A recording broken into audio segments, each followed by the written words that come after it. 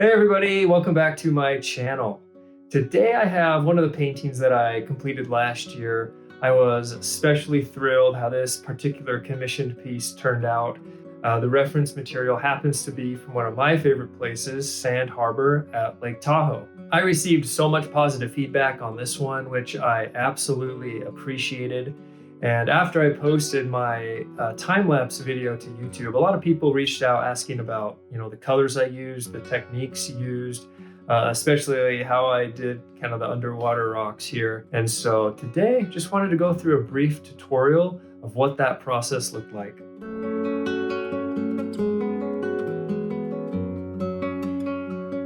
For the water and rocks, I mainly use these 8 colors: Cerulean Blue, Bright Aqua Green, Hooker's Green Hue Permanent, Yellow Ochre, Raw Sienna, Burnt Umber, Mars Black, and of course Titanium White.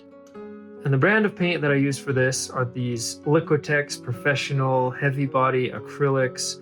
I find that these are a lot of fun, they're easy to use, they provide a rich pigment, and they kind of have a thick buttery consistency, and I have found it helps the color blending and mixing compared to a more fluid-based acrylic, kind of like this Liquitex Basics right here, for example, which I use for my blocking in, my initial midtones, and my underpainting, which is the yellowish color you'll see.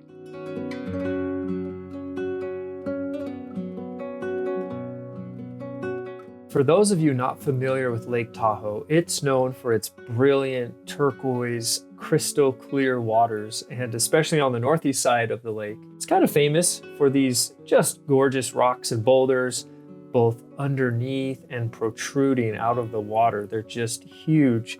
And so for this particular painting, that was my objective, was to try and capture the beauty of Lake Tahoe.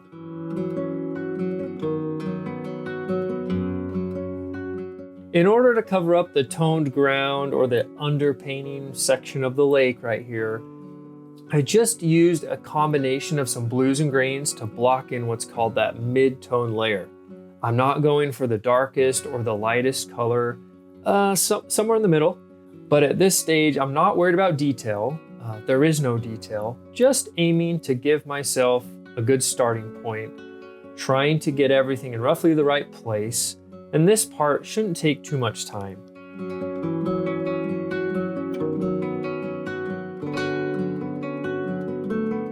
And the same thing goes for these boulders sticking out of the water. With a simple white and black mixture, the goal here is to just start adding some generic shapes for us to come back and add some detailing later on.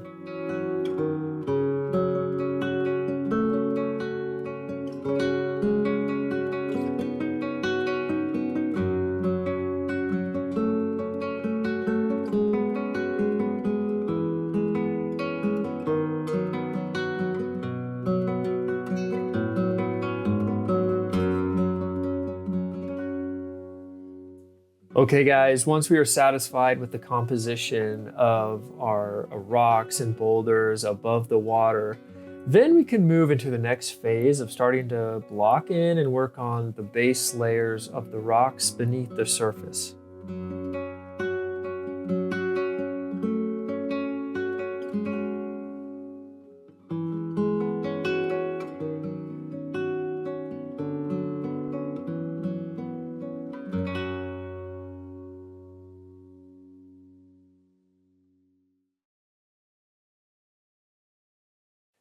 Now, once we have our shapes, we have our colors blocked in, and this was acrylic, so the paint dried fairly quick. Now we can start going in and adding all of the different shadows, the different textures, highlights. So the focus now is just layer upon layer. We're building out the character and appearance of each rock, and this is done with many small, gentle taps of the brush. One other thing to note with the brush, here I am using an old round brush. It's very beat up, but I really liked the appearance and finish it provided for these grainy rocks.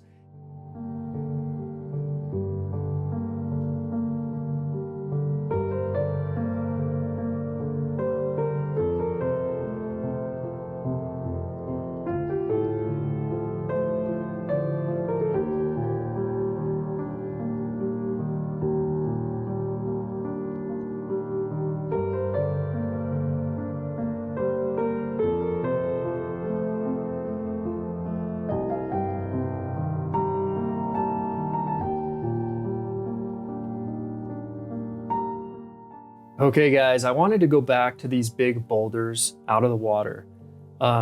They are clearly a focal point of this particular painting. They're large, and so I wanted to spend some time here. As I've mentioned, we had already laid down our gray midtones, and so for rocks like this, spend some time and add different layers. Use slightly different variation of color mixtures, multiple shades of white and black and gray. I even introduced some warm tones. I'm using my long flat brush and also a liner brush. And remember, it's many small taps of the brush strokes to add these fine details, the shadows with the darker colors, and then the highlights with the lighter tones.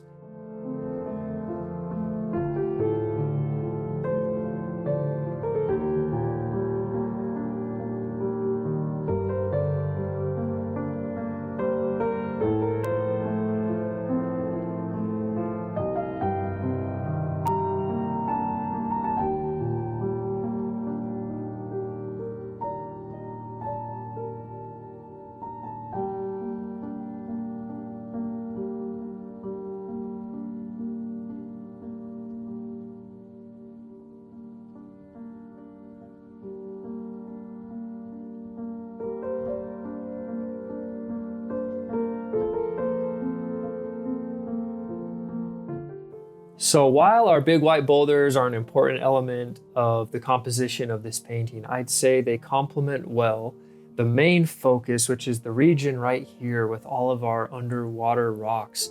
This is where the eyes of the viewers will tend to be drawn, the foreground area. And so it was important to me to make sure that there was a strong attention to detail here. On each boulder, I approached it in, let's say, 4 steps.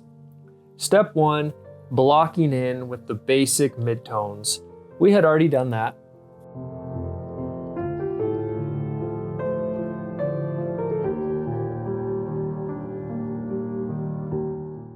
Step 2, layering.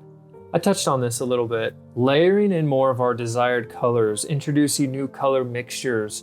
We're not just using one color.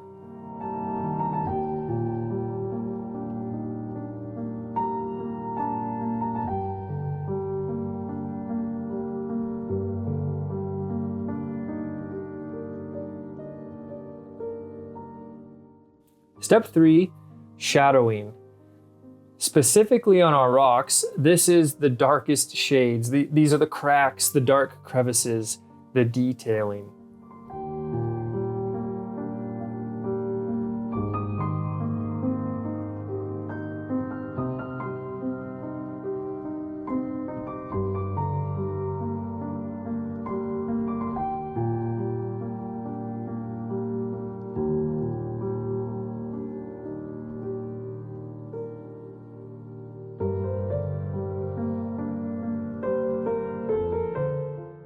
And then step 4, focusing on the highlights. These are the lightest of the tones, the sections of the rock where the sun is hitting.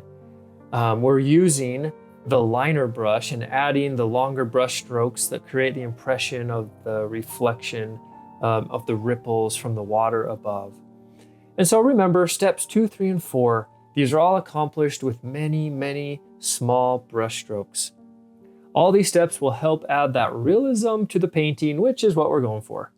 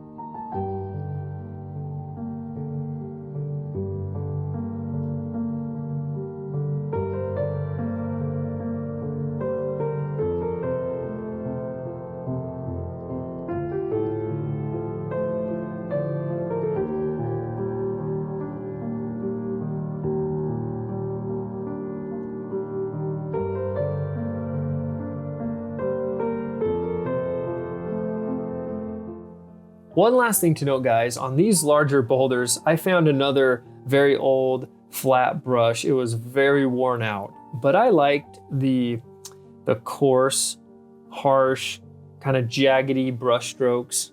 And so just wanted to say, you know, find a brush that works for you and give it a go.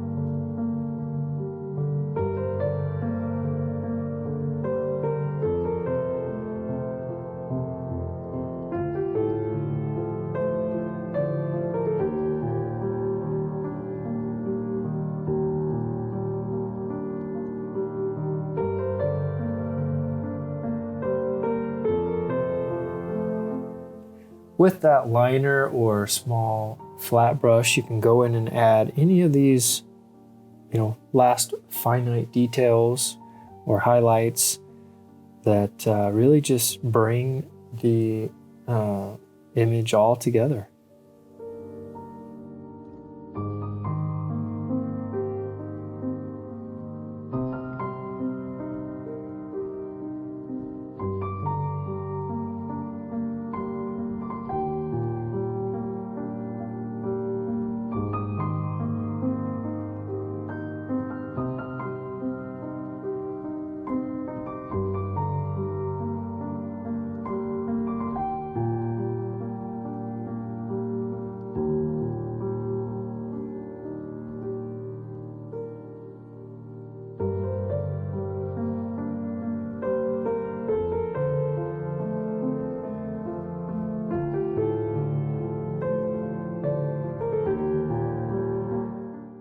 Rocks in general have a lot of different textures and appearances, but underwater rocks with the sunlight and the water ripples and the reflection of the water, it just adds a whole new element.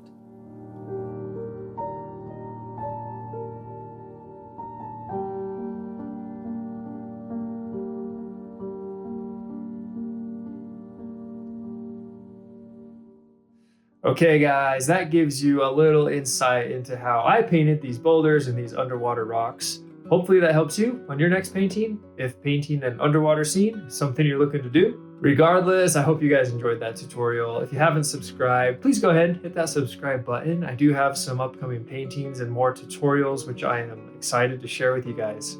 Have a great day, everyone. Thanks so much for watching, and see you in the next video.